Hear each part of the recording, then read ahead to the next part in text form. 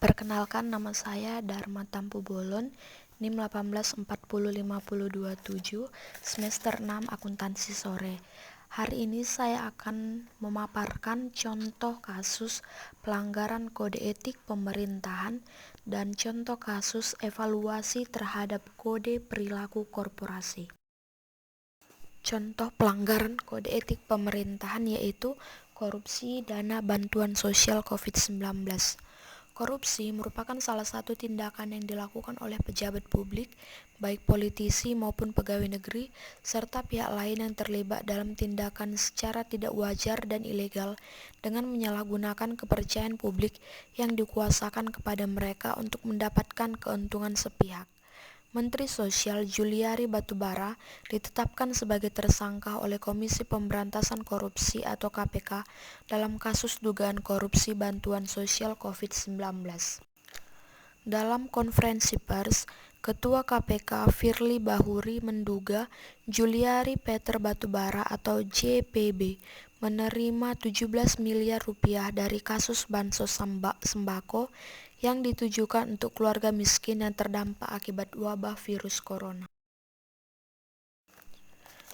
Ketua KPK Firly Bahuri menjelaskan kasus dugaan korupsi di Kementerian Sosial ini diawali dengan adanya pengadaan barang berupa bansos dalam rangka penanganan COVID-19.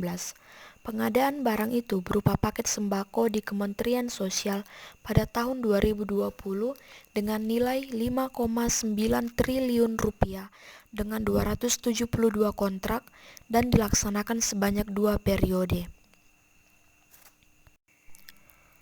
Pada konstruksi perkara, KPK mengungkapkan bahwa Juliari diduga menerima uang suap sekitar 8,2 miliar rupiah dalam pelaksanaan paket bansos sembako periode pertama. Pada periode kedua, pelaksanaan bansos sembako yakni dari Oktober sampai Desember 2020 terkumpul uang sekitar 8,8 miliar rupiah. Dengan demikian, Juliari diduga menerima uang suap total sekitar 17 miliar rupiah yang diduga digunakan untuk keperluan pribadinya. KPK telah menyangkakan JPB melanggar pasal 12 huruf A atau pasal 12 huruf B atau pasal 11 Undang-Undang Pemberantasan Tindak Pidana Korupsi sebagaimana telah diubah dengan Undang-Undang Nomor 20 Tahun 2001 tentang perubahan atas Undang-Undang Nomor 31 Tahun 1999 tentang pemberantasan tindak pidana korupsi pasal 55 ayat 1 ke 1 KUHP. Pada contoh kasus pelanggaran ini merupakan pelanggaran etika yang berat karena telah melanggar sumpah jabatan yang telah ia buat pada saat menerima jabatan, dan JPB melanggar hukum karena memperkaya diri sendiri dengan menggunakan uang negara sehingga menyebabkan negara mengalami kerugian. Berdasarkan Perpres Nomor 46 Tahun 2015 tentang Kementerian Sosial, dijelaskan bahwa Kementerian Sosial memiliki tugas untuk menyelenggarakan urusan di bidang rehabilitasi sosial, jaminan sosial, pemberdayaan sosial, perlindungan sosial, serta penanganan fakir miskin dan untuk membantu Presiden dalam menyelenggarakan pemerintahan negara. Dalam hal ini, JB sebagai Menteri Sosial dinilai telah melanggar tugasnya dalam menyelenggarakan jaminan sosial.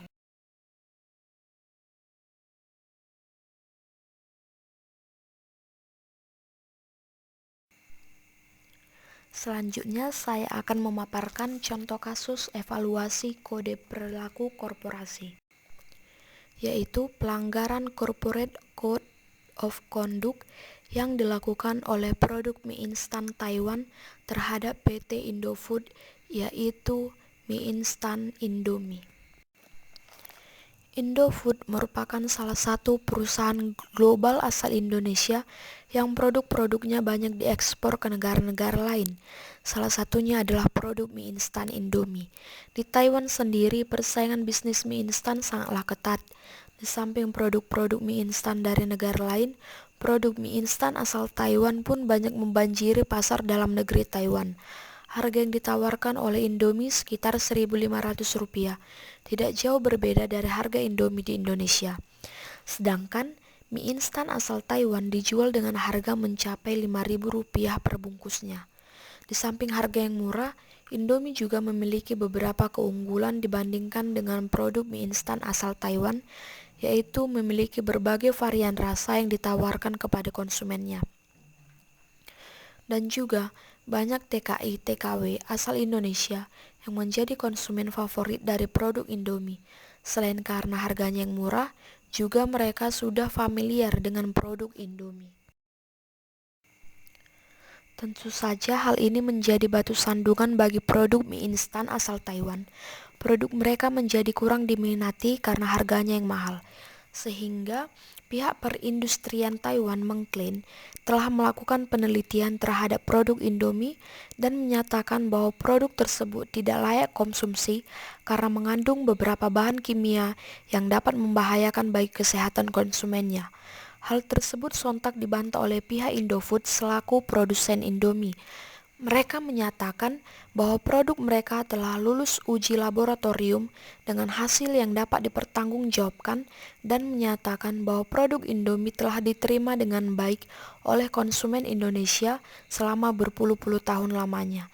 Dengan demikian, tahap-tahap serangkaian tes baik itu Badan Kesehatan Nasional maupun internasional yang sudah memiliki standarisasi tersendiri terhadap penggunaan bahan kimia dalam makanan, Indomie dinyatakan lulus uji kelayakan untuk dikonsumsi.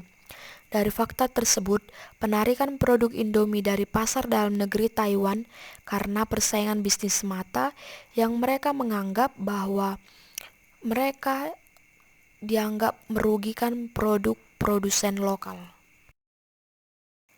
Dalam hal ini dapat dilihat bahwa ada persaingan bisnis yang telah melanggar etika berbisnis.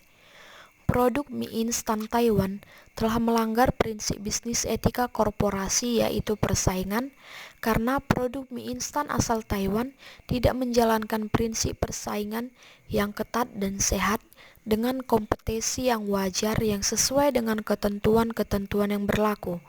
Produk mie instan Taiwan berusaha untuk menghentikan pergerakan penjualan Indomie yang berada di Taiwan. Tetapi hal ini berdampak buruk bagi perdagangan global.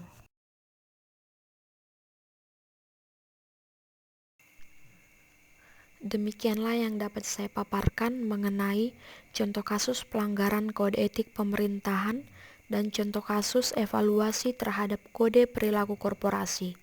Apabila ada kesalahan dalam pengucapan dan tutur kata, saya minta maaf dan sekali lagi saya ucapkan terima kasih.